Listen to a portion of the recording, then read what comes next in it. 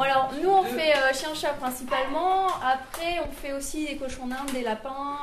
On a même quelques serpents. On a une cliente qui a des migales qui nous a demandé si on pourrait les soigner. On lui a dit concrètement qu'on ne savait pas trop quoi faire. Donc les poissons rouges, on donne des conseils parce qu'il y a certaines pathologies, mais on les a jamais en consultation. Hein. Voilà. Donc la salle d'attente, en gros, il y a l'accueil où vous venez vous présenter, un peu dire qui vous êtes, ce que vous venez, pourquoi faire. On enregistre les coordonnées de l'animal aussi sur une fiche client et comme ça nous permet, nous, en consultation, d'avoir tous les renseignements qu'on a. Et donc, il y a la partie pharmacie, médicaments. Et puis la partie plutôt vente libre, un peu comme une pharmacie. Donc il y a où les aliments et puis les produits d'entretien, donc shampoing et antiparasitaires, etc. Voilà. Ensuite, donc, le vétérinaire vous invite à passer en salle d'attente, salle de consultation. Entrez. Ouais, à chaque fois que je passe devant. Bon, allez-y, n'ayez pas peur, sinon tout le monde ne rentre pas. Voilà, donc une table de consultation, le vétérinaire est à ta place. Et puis là, on a tous les instruments dont on a besoin, le stéto. D'abord, on commence par recueillir ce qu'on appelle l'anamnèse, joli terme, pour en gros savoir qu'est-ce qui se passe, qu'est-ce qui ne va pas, pourquoi vous venez.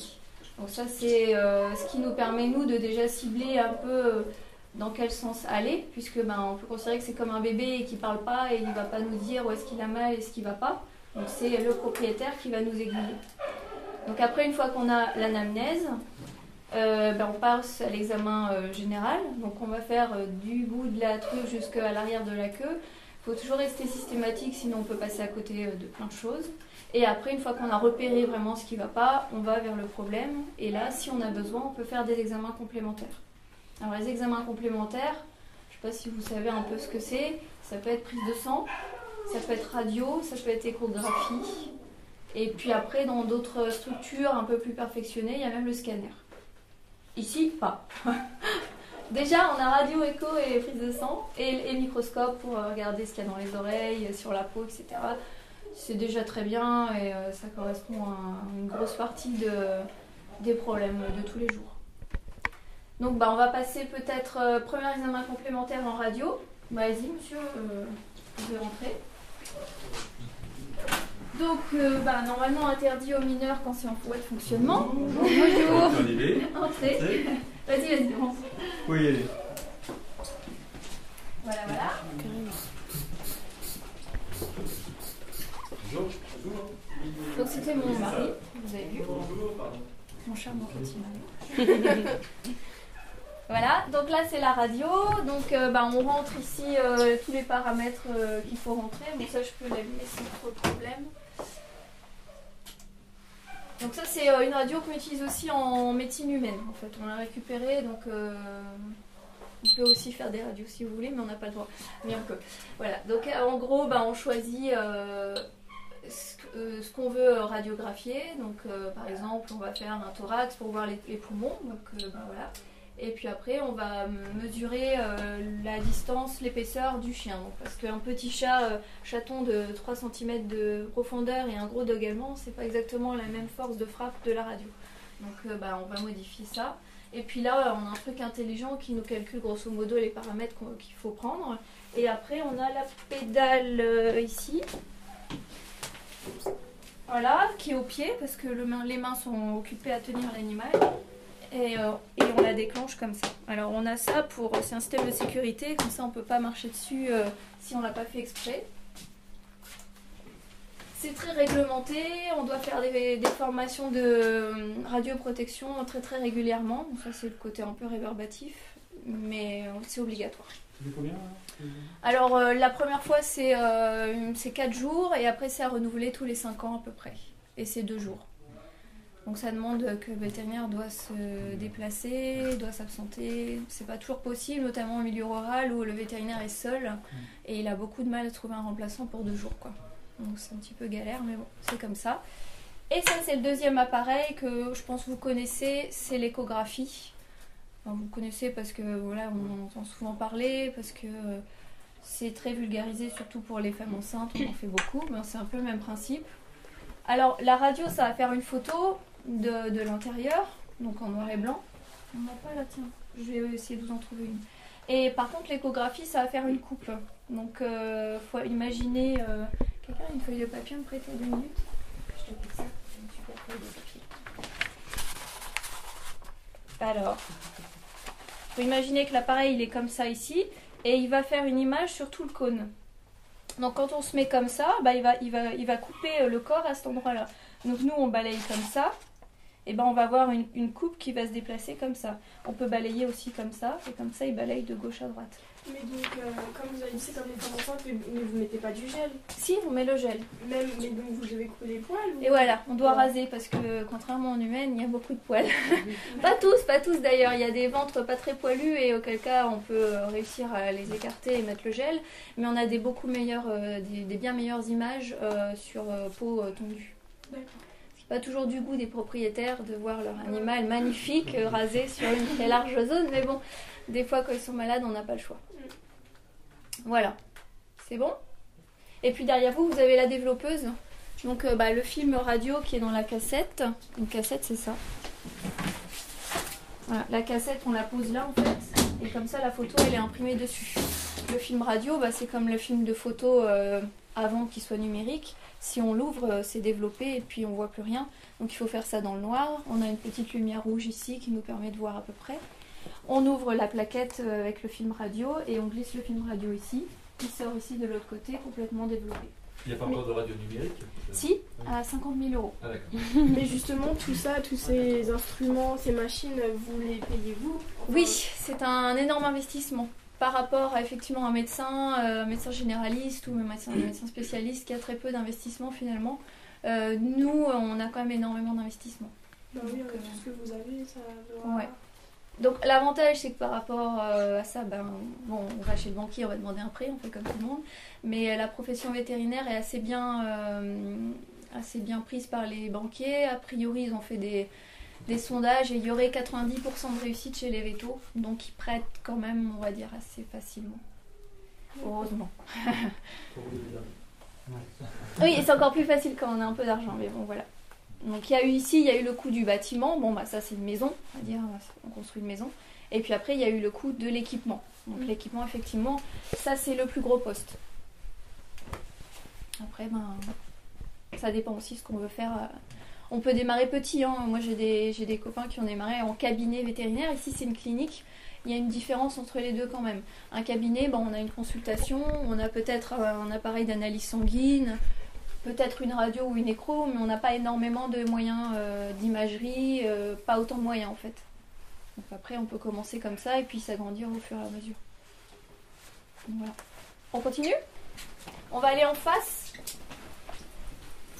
D'accord.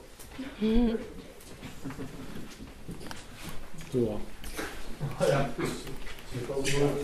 Monsieur, par contre, tu vas trop prendre de notes avec, donc... Ouais, les autres prendront les notes. Ok. Donc là, on arrive dans la pièce aussi super importante, puisque là, on a justement les appareils pour la prise de sang, l'analyse sanguine. Donc ça, c'est ce qu'on appelle la biochimie. Donc ça fait tout ce qui est organes, donc rein, foie, pancréas, etc. Et celui-là fait plutôt les globules blancs, les globules rouges, les plaquettes. On appelle ça une numération formule. C'est les termes techniques, si vous voulez noter. Voilà, ça c'est les deux analyseurs. Après, j'en ai parlé tout à l'heure, le microscope, donc qui permet de voir des trucs tout petits comme des acariens. Vous connaissez les acariens de termes, je pense que vous en avez déjà entendu parler. On en a partout chez nous, même si on est très très propre, même si on a une mer hyper clean, on en a quand même. Il y en a surtout dans les matelas, etc. Mais surtout aussi, il peut y en avoir dans les niches de chiens. Et quand l'hygiène est moyenne, ou simplement quand ils ont rencontré un autre chien qui est porteur d'acarien, ils se transmettent ces petites bêtes qui ne se voient pas du tout à l'œil nu, qui font des croûtes, qui font des démangeaisons. Et nous, on gratte un peu la peau, on vient mettre ça sur une lame. Alors la lame, elle est là. Ça, c'est une petite lame de microscope. On met le truc dessus. On peut mettre une petite lamelle qui est un tout petit carré comme ça, transparent, dessus, pour bien l'écraser. On peut même le colorier, mais bon, quand c'est parasitaire, il n'y a pas trop d'intérêt. Et en fait, on vient la glisser ici. hop, et après on met la lumière, on regarde et voilà. On n'a pas de lame à vous montrer là, ça aurait été intéressant, mais pas de bol. Tout ce qui est coloration de lame, en gros, c'est pour tout ce qui est le sang, en fait, voir les frottis sanguins, voir si on voit des parasites dans les globules rouges. Tu me dis si t'as... Je suis allé. Voilà. En gros, c'est bon. Et puis surtout, donc, cette salle, elle sert à préparer l'animal quand on va en chirurgie. Parce que la chirurgie est juste là. Alors, la salle de chirurgie doit être une salle très très propre. L'animal arrive pas toujours très propre, ou alors bon, propre mais quand même très pollu. Et donc nous, notre boulot ici, c'est surtout de préparer la zone à opérer. Donc si c'est une stérilisation par exemple, qui est une opération très courante et dont vous avez peut-être entendu parler, stérilisation de chienne ou de chatte, et on va opérer ici, on va ouvrir sur le ventre. Donc il faut raser complètement la zone et après il faut bien désinfecter. Tout ça on va le faire ici, préparer l'animal pour qu'il soit le plus propre possible quand on l'amène en chirurgie. Et ça dure combien des fois la chirurgie? La chirurgie, ça dépend vraiment de ce qu'on fait. Alors, le plus court, c'est une castration de chat, ça dure 10 minutes. Ça, on aime bien. Le chat mouton. Voilà. C'est pourquoi? Parce que il n'y a pas à chercher, c'est à l'extérieur déjà. Et puis, il n'y a pas de matériel ou quoi que ce soit à avoir. On va se servir du matériel du chat, c'est-à-dire son artère et son canal déférent. Le canal déférent est un canal qui amène les spermatozoïdes. Et on fait des nœuds avec ces deux trucs-là. Donc nous, on va même pas mettre de fil ou quoi que ce soit. Donc c'est super court.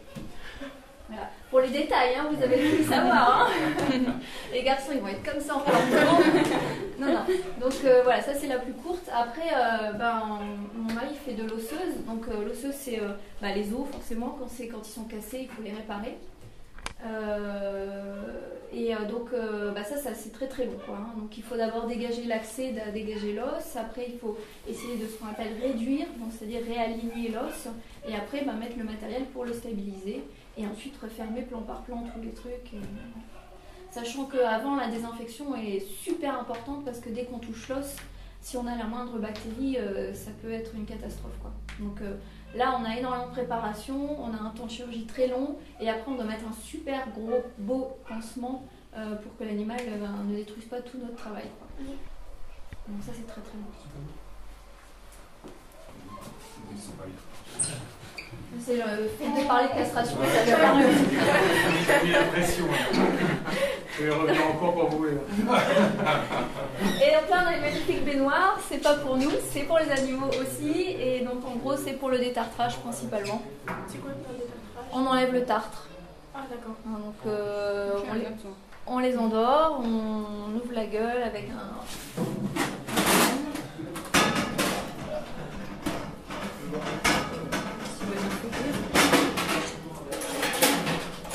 Ça c'est un padane pour les chats. Donc on coince les deux canines. Et ça s'ouvre. Je vous montre un padane pour dog allemand. Donc on ouvre la gueule comme ça. Ça permet qu'il garde la gueule ouverte. Il dort, donc il est bien relâché. Sinon, c'est pas très... Voilà, et puis en gros les trucs sales aussi, parce que veto c'est aussi des trucs crades, du style les abcès, c'est du pu, donc ça pue. Et puis en truc crade aussi, les animaux très constipés. On est vraiment constipés à tel point que les selles sont comme ça. Donc on est obligé de les enlever comme on peut, donc c'est ici. Et après vous le mettez où? Après vous le mettez où? Poubelle, mais destruction, pas poubelle Incinération. Incinération. D'accord. Voilà. Et donc en chirurgie, vas-y, tu peux rentrer. Voilà, donc là on a la table. Et ça fait un peu peur, mais c'est l'anesthésie au gaz. Donc je vais peut-être passer de l'autre côté. On a le masque quand on n'arrive pas à les intuber. Et sinon, on a les sondes. Tiens, tu peux ouvrir le premier tiroir là, au-dessus. Ouais, c'est ça, il l'avait. C'est bien. Voilà, ça c'est une comme sonde. des sondes humaines. On a vraiment toutes les tailles, nous. Ça, c'est une sonde humaine, par exemple. exemple. Hein. En moyenne, on met ça pour un être humain. Donc, on intube directement comme ça. Il faut évidemment dans la trachée. Si vous êtes dans l'œsophage, ça marche beaucoup moins bien. Il y a deux trous. Hein. La trachée, c'est pour respirer, l'œsophage, c'est pour manger, avaler. Hein. Voilà. Pas Donc, on confondre. intube, on passe dans la voie respiratoire et après la machine en fait va respirer pour le chat. Voilà, on a là le petit bout de tuyau. Ouf, on branche. Et puis après, ça respire. Donc on a deux systèmes. Bon, je ne vais pas rentrer dans les détails, mais on en a un qui est très compliqué où il peut respirer pour l'animal. Et on en a un autre où c'est l'animal qui respire et il se débrouille tout seul. Donc évidemment, c'est pas du tout la même chose. Pour un animal qu'on va stériliser qui va très bien, bah, il respire tout seul. Pour un animal qui s'est fait par exemple faire un trou au niveau du thorax, bah, il ne peut plus respirer tout seul, donc il faut l'aider. Voilà. Et puis bah, après on a le matériel derrière vous là pour stériliser tout le matériel. C'est comme un four en fait. Ça ne doit pas être que propre, ça doit être stérile. Comme une cocotte minute. Hein, donc ça va créer, c'est ce qu'on appelle un autoclave. Ça va créer une chaleur humide qui va permettre de stériliser très rapidement une boîte de chirurgie. Quoi, très rapidement. Combien de temps? Un quart d'heure? Oh, non, il faut au moins une demi-heure, 3/4 d'heure. Mais sur un four traditionnel, vous êtes sur 2 heures de stérilisation à 180 degrés. Donc là, ça monte beaucoup plus fort et c'est moins long du coup. Voilà. Parce qu'il y a la pression, on monte à 2-3 bars en fait. Est-ce que vous avez des questions déjà? Mais là, on met l'animal dedans. Non. Ah non, voilà. Ça, c'est une très bonne question, effectivement. Voilà. En fait, on a des boîtes de chirurgie comme ça. Donc là, je ne peux pas l'ouvrir parce que c'est stérile. Hein. À l'intérieur, c'est stérile. Pas à l'extérieur, je le touche. On met en fait ça directement dedans. Hop. On ferme. Alors, on programme. Hein. Il y a un programmateur. Et puis, ça stérilise. Mais il faudra bien que vous l'ouvrez un jour, non? Oui. Alors, il y a une technique hein, pour l'ouvrir correctement pour pas contaminer. Mais quand on l'ouvre, c'est qu'on va l'utiliser. Ah. C'est pour ça que pour l'instant, on n'a Vous pas avez une boîte. déjà travaillé au-dessus d'un bec benzène, par exemple, en chimie? Un truc avec la flamme, là. Où vous ouvrez genre une boîte de pétri au-dessus de la flamme pour bien rester stérile. Vous l'avez jamais fait? Non.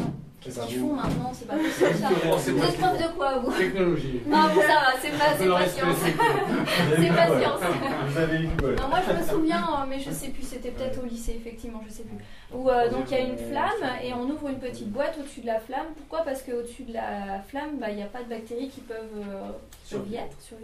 Donc du coup, après, on ensemence, on referme la boîte et on la pose à côté et on voit ce qui pousse. Bon, bah c'est pareil, c'est la chaleur qui va détruire les bactéries. C'est la différence entre propre, là j'ai les mains propres, mais j'ai pas les mains stériles. Les mains stériles, c'est aucune bactérie sur mes mains. Voilà, c'est la différence entre propre et stérile. Il faut les avoir stériles pour opérer? Oui. Du coup, bon, en fait, on a des gants. Donc, il y a 2 types de gants. Des gants propres, en fait. Vous les prenez, en fait, vous voyez, c'est pas... On ne peut pas les stériliser, en fait. Mais vous avez des gants, en fait, qui sont emballés, qui ont été bombardés avec des neutrons, je crois, ou je sais plus quoi. Ouais. Enfin, ils ont été stérilisés avec des rayonnements. Et du coup, à l'intérieur, quand vous l'ouvrez, vous avez les gants qui sont pliés d'une certaine façon. Donc ça, après, ça s'apprend. On peut les déplier, les mettre. Et là, vous ne devez plus rien toucher parce que vous êtes stérile. Donc, comme dans Urgence, on voit les gars bébés comme ça, c'est parce qu'ils sont stériles jusque-là. Donc, s'ils se touchent ou qu'ils se frottent le nez, c'est foutu. Et Voilà. on commence. Bon, il faut se laver les mains. Bon, il y a tout un protocole, hein, mais bon, ça, on va pas aller trop dans les détails, je pense. Non. Je On pense va qu'on continuer. n'a pas une boîte à côté ouverte Ouais. de chire, juste pour montrer. Si.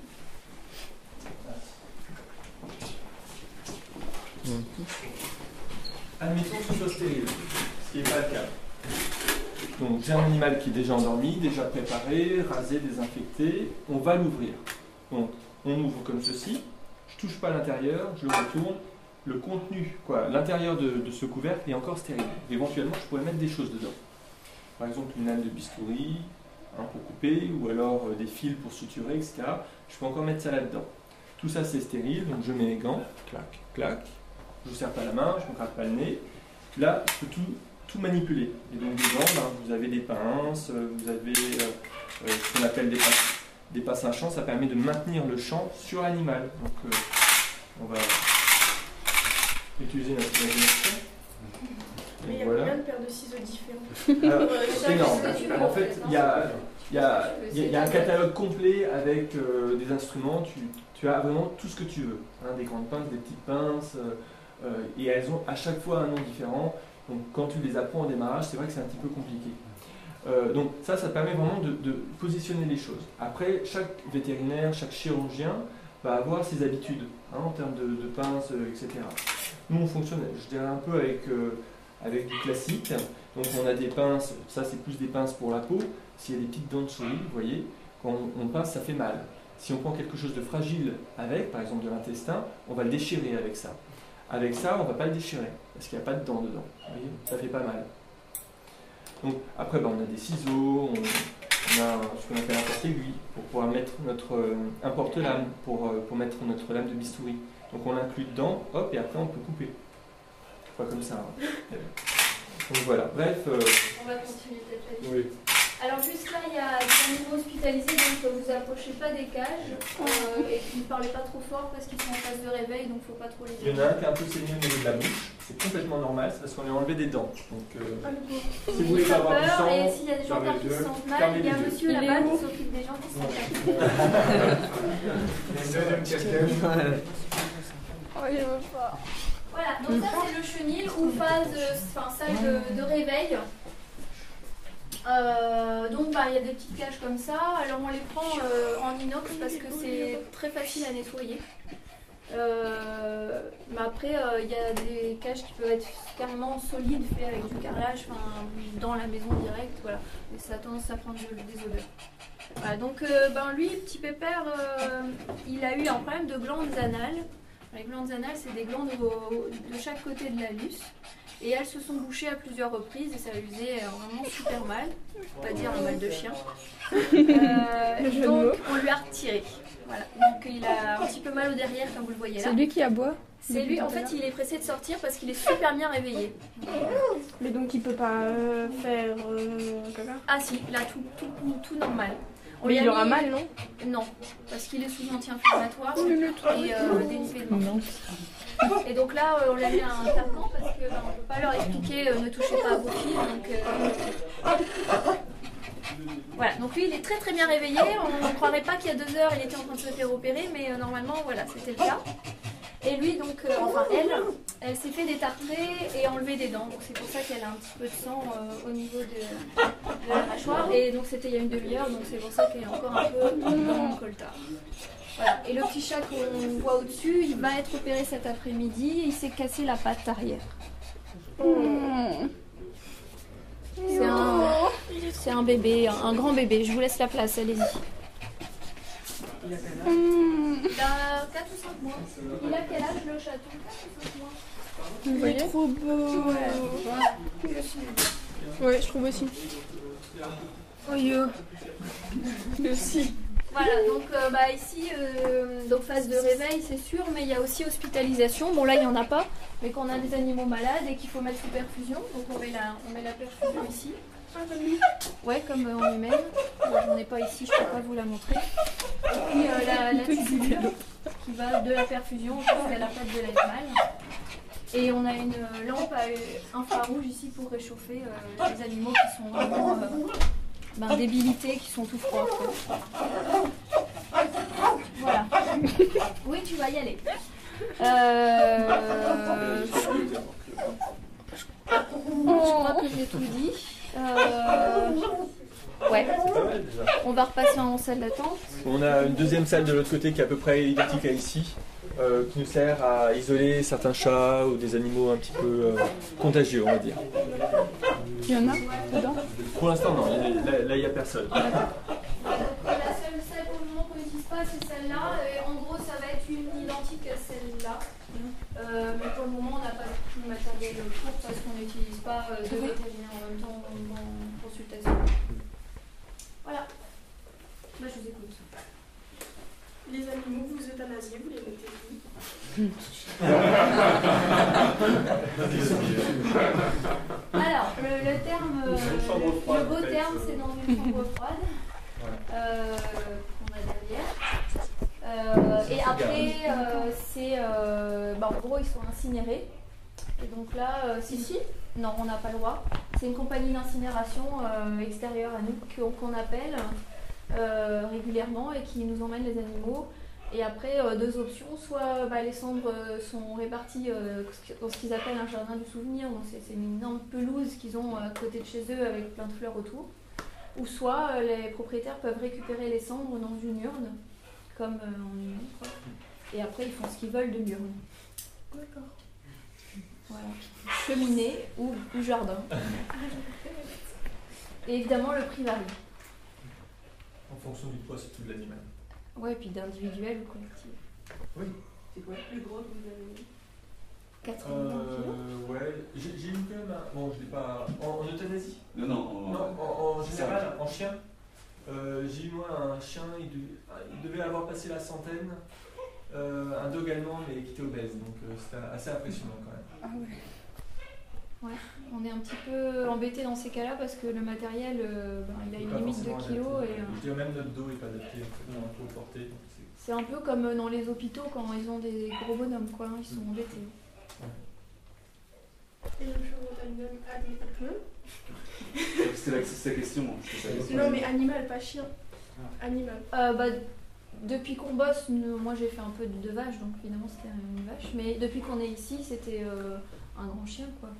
Je sais plus lequel c'était. Mais... Potentiellement c'était un lion. Ouais, mais il était buvé. On a eu un lionceau qui est venu, il avait 15 jours, et on l'a juste vu une fois, ils sont partis, c'était le cirque au Zénith. Potentiellement c'était lui le plus gros, oui. Ah non, 15 jours, il faisait. C'était comme un petit 20. labrador. 20 kilos. On était à 20 kilos, 15-20 kilos. Et... Ouais. Les études, elles sont difficiles. Alors, oui. Donc, d'abord, à votre niveau, là-bas, il faut miser S, bac S. Après, l'option, on s'en fiche un peu. On a entendu du maths, on a entendu du physique, on a entendu du bio. Bon, bref, à mon avis. Bien travailler, il faut avoir un bon dossier. Un bon bac S, voilà. Après, deux options. Soit alors, la France, donc 2 années de prépa et 5 années d'études. Ça fait 7. Soit la Belgique. Donc la Belgique, c'est un tirage au sort pour les Français. C'est devenu compliqué. Et 6 ans d'études. Donc on a fait la Belgique, sauf que de notre temps. C'était pas tirage au sort, c'était encore un examen. Et il faut aller avoir 12 de moyenne si on voulait être pris. En gros, faut être motivé, il faut être bon élève. Maintenant, c'est pas parce qu'on est très bon élève qu'on va réussir, c'est pas parce qu'on est moyen qu'on va pas réussir. Faut pas vous laisser décourager, si vous êtes motivé, il faut le tenter. 90% de motivation, 10% sueur. C'est ça. Après, c'est des bonnes études, hein. Franchement, il faut être motivé et il faut savoir que pendant ce temps-là, on va pas se marrer, quoi. C'est pas les années je sais pas, je vais pas donner de nom parce que voilà, mais c'est pas n'importe quelle année d'études et c'est des années vraiment où on bosse. Maintenant, ça vaut le coup après parce qu'on a un super métier, mais c'est un petit peu du sacrifice, quoi, le temps d'études. Ça dépend si on est motivé ou pas. C'est quoi les diplômes qui préparent le travail? Donc c'est juste docteur vétérinaire pour nous.